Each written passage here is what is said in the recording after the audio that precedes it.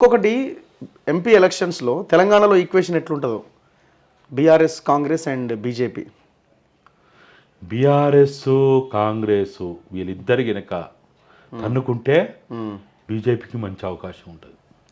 అంటే వీళ్ళిద్దరు తన్నుకుంటే మీన్స్ అర్థం కాలే నాకు. వీళ్ళిద్దరు ఎవరికి వాళ్ళు హోరాహోరి పనిచేస్తారు. ఓహో, ఇద్దరు ట్రయాంగిల్ లాంటి ఫైట్ వస్తున్నా ఖచ్చితంగా బీజేపీకే లాభం అయ్యే కొన్ని, అంటే మొత్తంగా కావు కానీ అవి గతం కంటే మెరుగయ్యే అవకాశం ఉంటుంది బీజేపీకి. ఓకే, గతంలో ఎన్ని వచ్చినాయి? 4 వచ్చినాయి. ఓకే, కాబట్టి ఈసారి ఇంకా మెరుగయ్యే అవకాశం ఉన్నా మనం ఆశ్చర్యపడాల్సిన అవసరం లేదు తన్నుకుంటే. కానీ వీళ్ళు ఒళ్ళు దగ్గర పెట్టుకొని బుద్ధి తెచ్చుకొని మనం దన్నుకుంటే, మన ఇద్దరం దన్నుకుంటే మూడో వ్యక్తి లాభం అవుతుంది అనుకుంటే మాత్రం అనుకొని, ఇప్పుడు బీఆర్ఎస్కి వీళ్ళు అనవసరంగా నేను 16 పోటీ చేస్తా 17 అంటే ఎవరికి ఇష్టం లేదు. ఇప్పుడు అందరు 16 కానే ఉన్నారు. ఏ పార్టీ చూసినా 16 కానే లెక్కలు. కాంగ్రెస్ అయినా బీజేపీ అయినా లేకపోతే బీఆర్ఎస్ అయినా. ఫస్ట్ బీఆర్ఎస్కి కేసీఆర్కి ముఖం తెలివి రావాలంటే నేను దాదాపుగా ఇప్పుడు ఎన్నైనాయి, దాదాపు మొన్నటి వరకు 11 రివ్యూలు అయినట్టున్నాయి. 10-11 రివ్యూలు అయినాయి.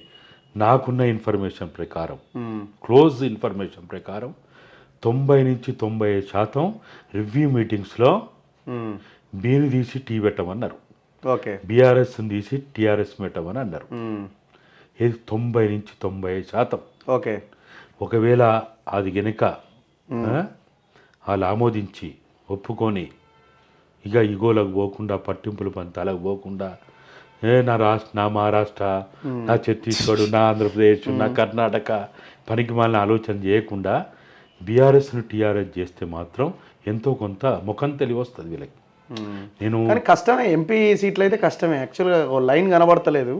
కేసీఆర్ కూడా పోటీ చేస్తాడో చేయడం మరి మెదక్ అని అంటున్నారు. కానీ నా దృష్టిలో కూడా ఆయన పోటీకి పోవద్దు. పోటీకి పోకుండా కేటీఆర్ని సాగరంపాల. కేటీఆర్ని అయ్యా నాయన నువ్వు ఇక సరిపోయింది ఇక్కడ నీకు నువ్వు అని రాముని కనుక పంపిస్తే ఏడికి పంపాలా? పార్లమెంట్కి. అంతేనా? ఢిల్లీ పంపాలి. ఇక ఢిల్లీ నుంచి సింగపూర్ పో, అమెరికా పోయి ఎందుకు ఇక్కడ పనికిరాడా? 4 ఏళ్ళు మంచిగా లీవ్ ఇవ్వాలి ఆయనకి. ఇక్కడ పనికిరాడా? ఆయన చూస్తాం కదా మనం. నా దృష్టిలో కేటీఆర్ కోసం, అంటే మా రాము కోసం, మా చేతుల్లో పెరిగిన వాళ్ళు వీళ్ళు. రాము కోసం బీఆర్ఎస్ పెట్టాడు, కవితమ్మ కోసం కామారెడ్డి పోయాడు, కథమయ్యాడు.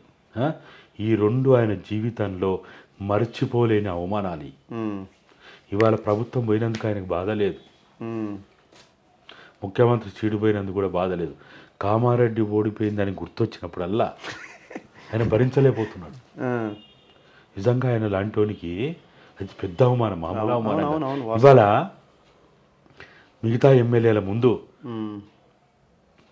ఎట్లా ఓడిపోయినావు నువ్వని ప్రశ్నించే ఆ స్థాయి కోల్పోయింది కదా, అర్హత కోల్పోయింది కదా.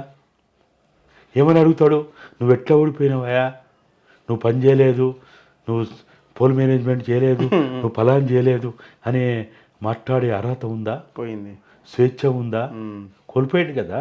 అయితే ఒక తిరుగులేని విజయాలను చూసిన ఒక నాయకుడు ఎప్పుడైనా ఆయనకు తిరుగుందా? తిరుగులేదు కదా.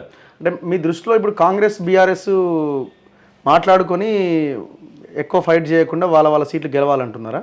అన్న వీళ్ళకి 4-5 చాలు. ఎవరికి? బీఆర్ఎస్కి. ఇక బీఆర్ఎస్ నేను అనగానే టీఆర్ఎస్కి వాళ్ళే అంటలేరు, నేనెందుకు అనాలా? టీఆర్ఎస్కి 4-5 చాలు.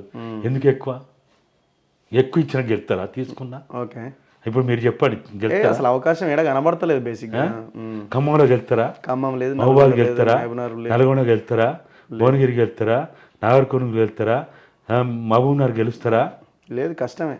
ఒక మెదక్ ఒకటే కనబడుతున్నది, కొంత సిద్దిపేట ఏరియాలో ఉన్న ఓట్ బ్యాంక్. దాంతో ఇంకా ఎంతో కొంత తెలంగాణ వాదం నినాదం బలంగా ఉన్నది వరంగల్. నేను వీళ్ళు ఉత్త పేరు మారితే కాదు, అదే అంటారు. ఈ ఈక్వేషన్ ఎట్లా వాళ్ళు ఇది చేయాలంటున్నాను నేను. వాళ్ళు ఏం లేదు, అమరవీరుల స్తూపం కాడికి రావాలి. వచ్చి పొర్రు దండాలు చేయాలి. అట్లే ఇప్పుడు వాళ్ళు అరే చెయ్యాలా మరి? నోటి నుంచే వస్తలేదు వాళ్ళకి. ప్రజలు ఈర్ష్యతోని ఓట్లు వేసిర్రు, ప్రజలు అభివృద్ధిని చూసి ఓటేయలేదు, ప్రచారం చూడండి ఈ స్టేట్మెంట్సే కదా నోటి నుంచే వస్తుంది. మీ పొర్లు దండాలు మీరు మరి ఎక్కువ ఎక్స్పెక్ట్ చేస్తున్నారు మీరు వాళ్ళ దగ్గర. నేను ఎక్స్పెక్ట్ చేస్తలేనంటలేను, అట్లా చేస్తే ప్రజలు క్షమిస్తారు అంటున్నా. ఇప్పుడు మీరు చూడండి, కేటీఆర్ ఇట్లా విర్రవీగిండు, మా రాము విర్రవీగిండు కదా. మొన్న ఏమన్నాడు చివరికి? నాదే బాధ్యత అన్నాడు మళ్ళీ. అంటే ఎక్కడి నుంచి ఎక్కడికి వచ్చిండు? ఎప్పుడు కూడా మనం గుర్తుపెట్టుకోవాలి, ఆకాశంలో ఉన్నటువంటి వాడిని కూడా ప్రజలు భూమి మీదకి తీసుకొస్తారు. అహంకారానికి, నిర్లక్ష్యానికి, విర్రవిగుడుతనానికి ఎవరు బుద్ధి చెప్పిండ్రు? ప్రజలే కదా బుద్ధి చెప్పింది. అవును. కాబట్టి ప్రజల ముందు ఎవడైనా తలొంచాల్సిందే. కాబట్టి మనం మీరు అనుకున్నట్టు రారని ఏం అనుకోవద్దు.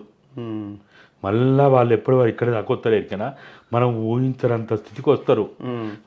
మనము చేతులు పట్టుకోమంటే చేతులు కాదు, కాలు పట్టుకుంటా అంటారు. రాజకీయం అటువంటిదన్న. రాజకీయం